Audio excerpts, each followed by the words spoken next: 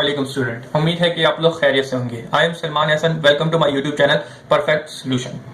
बेटा इस वीडियो के अंदर हमने एक्सरसाइज 1.7 स्टार्ट करनी है जो सेंटेंस बुक की बुक से मैंने ली है। ठीक है बेटा, उसको फॉलो कर रहा हूँ।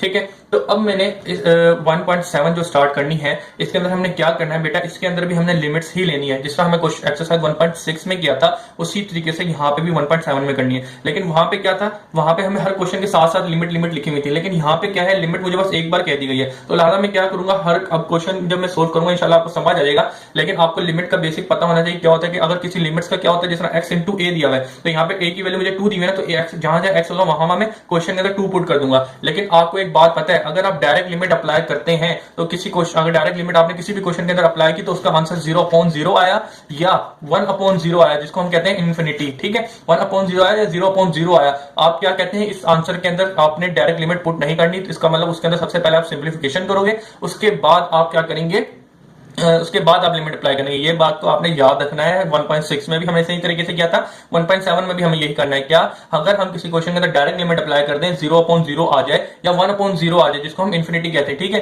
तो ये क्वेश्चन जो, ये जो आंसर होगा हमारा गलत होगा। इसका मतलब ये होगा कि पहले हमें इसके अंदर क्या करनी होगी, सिंप्लीफिकेशन, फिर उसके बाद लिमिट अप्लाई करेंगे। सिंप्लीफिकेशन के सिर्फ 3-4 मेथड है जो लग रहे होते हैं। क्या लगता है, एक सबसे पहले तो होता है कि अगर क्वाड्रेटिक इक्वेशन है उसको क्वाड्रेटिक इक्वेशन के अंदर ब्रेक कर दो, कुछ कैंसिलेशन होगा, फिर लिमिट अप्लाई कर देंगे। या एक हमारे पास आ रहा होगा कि किसी के अंदर फार्मूले की कोई फॉर्म बन के वो लग रही होगी, वो लगा देंगे। या एक और हमारे पास आ रहा होता है कि कंजुगेट कर देते हैं, यानी कि बीच की जो साइन होती है उसको चेंज करके मल्टीप्लाई और डिवाइड कर देते हैं बोथ। ठीक है, करेंगे तो उसको हम कंजुगेट कहते हैं, वो कर देते हैं। ठीक है, जो हमने 1.7 के अंदर ज्यादातर वही करना है। और उसके बाद कुछ होते हैं फार्मूले जो आपको याद होने चाहिए। ठीक है, वो फार्मूले हर क्वेश्चन के साथ में बताता रहता हूं, उसी फार्मूले के तहत वो सोल्व होंगे। अगर उसको दूसरे तरीके से करें तो लंबे जाएंगे। ठीक है बेटा, ये बात आपके दिमाग में होनी चाहिए। ठीक है, चलिए जी हम स्टार्ट करते हैं बिल्कुल एक्सरसाइज 1.7। चलिए, सबसे पहले मैंने क्वेश्चन नंबर 1 ले लिया। ठीक है, इसको सोल्यूशन लिखा, सोल्यूशन। अच्छा ये बता दूं, इस वीडियो के अंदर हम लोगों ने क्वेश्चन नंबर 1, 2 और 3 को कंप्लीट करना है। ठीक है, चलिए जी क्वेश्चन नंबर 1.7 का क्वेश्चन नंबर 1 करते हैं। सब क्वेश्चन में जो था ये दिया हुआ है, इसको मैं कॉपी कर लेता हूं। 1/x is equal to √2x + 1 - 3/√x - 2 - √2। ठीक है बेटा, ये इज इक्वल टू 2 दिया है, ये हम बाद में देख लेते हैं, लेकिन मेन क्वेश्चन मेरे पास ये है। ठीक है, आप सबसे पहले लिख दें टेक लिमिट। ठीक है, टेक लिमिट, लिमिट क्या दी हुई है, x is equal to a, लेकिन a की वैल्यू क्या दी हुई है, 2 दी हुई है आपको। ठीक है बेटा, तो लिहाजा आपने यहाँ पे a नहीं लिखना है, यहाँ पे आपने डायरेक्ट 2 लिखना है। ठीक है, तो take limit on both side, तो आप बोथ साइड लिमिट ले लेंगे। लिमिट यहाँ पे भी ले लिया, limit x is equal to 2। ठीक है, f ऑफ x, यानी कि यहाँ पे x की जो वैल्यू पुट करेंगे वो यहाँ पे 1/ वही चीज आ जाएगी। ठीक है, और इज इक्वल टू, यहाँ पे भी लिमिट ले लेंगे। ठीक है, limit x is equal to 2। ठीक है, √2x + 1 - 3 डिवाइडेड बाय √x - 2 -√2। ठीक है बेटा, सबसे पहले मैंने दोनों साइड लिमिट ले ली, लेकिन क्या लिमिट ली, x इज इक्वल टू 2 ली। याद रखिएगा यहाँ पे क्वेश्चन में मुझे x इंटू a दिया हुआ है, लेकिन a की जो जो वैल्यू दी है आपने क्वेश्चन के अंदर डायरेक्ट ही a की जगह वो वैल्यू लिख देनी है। मुझे 2 दी हुई थी तो मैंने 2 लिख दिया। अगर आपको यहाँ पे 0 दिया तो आप 0 लिखते, अगर यहाँ पे 1 दिया तो यहाँ 1 जो नंबर a दिया होगा वही आपने x इज इक्वल टू लिखना है, a नहीं लिखना जो क्वेश्चन में दिया। ठीक है, अब जरा देखिएगा, आपको पता है कि हम अगर हम इस क्वेश्चन के डायरेक्ट लिमिट पुट कर देंगे तो मेरे पास आंसर 0/0 नहीं आ रहा, तो लिहाजा और ना ही कोई सिंप्लीफिकेशन नजर आ रही है, तो आप लिख देंगे यहाँ पे अप्लाइंग लिमिट। ठीक है, लिमिट्स, तो लिमिट अप्लाई करते हैं। अब लिमिट का क्या तरीका होता है, x is equal to 2f of x। ठीक है, अब लिमिट का क्या तरीका होता है, जहां जहां x होता है वहां वहां जो वैल्यू दी होती है लिमिट्स के अंदर वो पुट कर देते हैं। ठीक है बेटा, तो सिंप्लीफाई हो जाएगा। 2 है मेरे पास, 2 रहेगा, और x की जगह क्या लिखूंगा, 2, क्योंकि मुझे 2 दिया गया क्वेश्चन, तो 2 लिख दिया, +1 और -3। सिंप्लीफाई करना है इसको, इसके अंदर डायरेक्ट लिमिट पुट करके बस, और कुछ भी नहीं करना। ठीक है बेटा, और यहाँ पे भी मुझे 2 दिया है, -2 -√3। ठीक है, जहां जहां x वहां मैंने 2 पुट कर दिया। अब इसको थोड़ा सिंप्लीफाई कर लें, क्या होगा, 2 × 4 +1 -3 डिवाइडेड बाय ये प्लस का ये माइनस का, तो मेरे पास √0 आया और √3 आ गया। ठीक है बेटा, अब जरा देखिएगा आगे क्या होगा।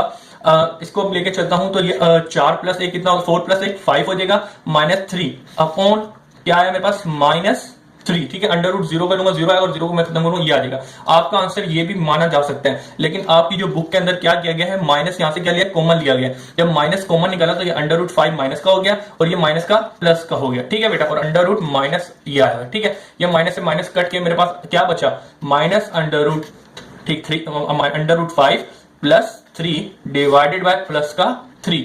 ठीक है बेटा, आप चाहे तो यूं भी लिख सकते हैं, लेकिन आप चाहे तो इसको इस तरह भी लिखें, क्योंकि ये प्लस का आगे आ जाएगा और ये -√5 इधर आ जाएगा और डिवाइडेड बाय √3। और यहाँ पे आपके पास क्या बचा, limit x is equal to 2 function f of x, यानी कि फंक्शन ऑफ x। ठीक है, ये आपका फाइनल आंसर है। ठीक है, उम्मीद है ये चीज आपके इजी लगी होगी। अब इस तरह हम क्या करते हैं, क्वेश्चन नंबर 2 करने जा रहे हैं। इसको सबसे पहले सोल्यूशन लिखा, जो क्वेश्चन दिया उसको हम लिख लेते हैं। F of x is equal to under root 4 plus x minus 2 divided by x. ठीक है, ए की वैल्यू जो दी है वो लिखी रहेगी, हम बाद में नहीं करते। अब क्वेश्चन के अंदर क्या है, लिमिट्स लेनी है। तो आपको अभी नई साल लिखी तो आप लिखेंगे यहाँ पे सबसे पहले टेक लिमिट, ठीक है, take limit x is equal to क्या दी हुई है, ए की वैल्यू 0 दी है। ठीक है, याद रखिएगा एक्स इज इक्वल टू ए दिया, लेकिन आपने ए की वैल्यू लिखनी जो दी हुई होगी क्वेश्चन के साथ। यहाँ पे 0 दिया तो लिहाजा मैंने ले लिए 0 ले लिया। तो take limit on both side, दोनों साइड पे आपने लिमिट ले ली, तो लिहाजा ले लेते हैं limit x is equal to 0, यहां पे भी ले ली, और limit x is equal to 0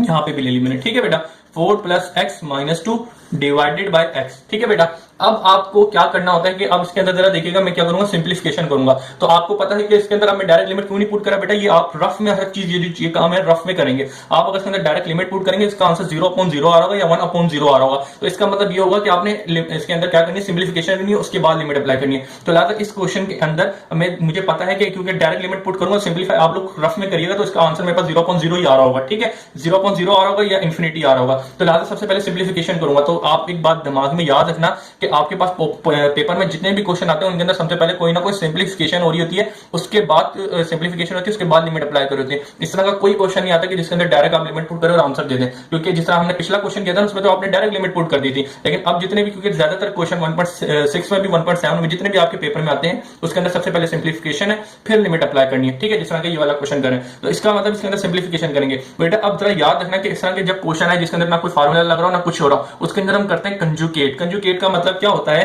conjugate करना या रैशनलाइजेशन करना, यानी कि बीच वाला साइन चेंज करके उसको मल्टीप्लाई डिवाइड कर देना। तो लिहाजा मैं यहाँ पे क्या करूंगा, 4 प्लस एक्स, ये माइनस था तो मैंने प्लस कर दिया, इसको क्या करूंगा, मल्टीप्लाई एंड डिवाइडेड बाय। ठीक है, बाय द गिवन क्वेश्चन लिख दें या ये भी लिख देंगे, कोई मसला नहीं है। ठीक है, तो आप ये काम करें। सबसे पहले x is equal to 0, f of x ये आएगा। अब आपने यहाँ पे limit x is equal to 0, क्योंकि आपने अभी लिमिट नहीं पुट करी तो लिमिट का साइन भी गायब नहीं होगा, -2 अपॉन x। ठीक है, आपने क्या कहा था, मल्टीप्लाई डिवाइडेड बाय डैश चीज, तो मैं लिख देता हूं 4 plus x plus under root 2 नहीं सिंपल 2 और डिवाइडेड बाय एक्स। ठीक है बेटा, और x नहीं आएगा, ये चीज आएगी, ये जो मैंने लिखा था अंडर रूट 4 प्लस एक्स और प्लस 2। ठीक है, मैंने ये कहा था ना under root 4 plus x plus 2 को मल्टीप्लाई करना और डिवाइड करता है, ये काम मैंने कर दिया। अब जरा देखिएगा आगे मैं क्या करूंगा, limit x is equal to 0।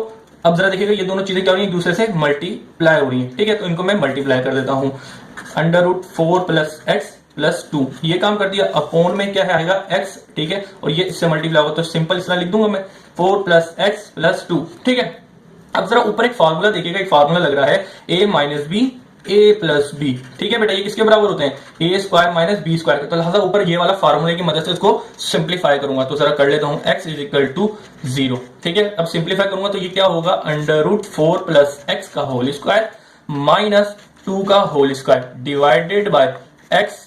ठीक है, और under root 4 plus x plus 2। ठीक है बेटा, जो फार्मूला लगाया सिर्फ और कुछ भी नहीं किया। अब देखिए ये 2 से 2 कैंसिल आउट हो गया और ये 2 का 4 करके अपना आगे क्वेश्चन को कंटिन्यू करता हूं। ठीक है, तो ये 2 कर दिया तो मेरे पास यहाँ पे क्या 4 प्लस एक्स माइनस, अब 2 का स्क्वायर कर दूंगा तो ये 4 का हो जाएगा। ठीक है बेटा, और नीचे x अपॉन 4 प्लस एक्स आया और ये प्लस 2 था बाहर का, बाहर ही रहेगा इससे। अब तो देखिएगा ये प्लस का और ये माइनस का कैंसिल आउट हो गया, तो limit x is equal to 0, x upon, ठीक है, 4 प्लस एक्स प्लस 2।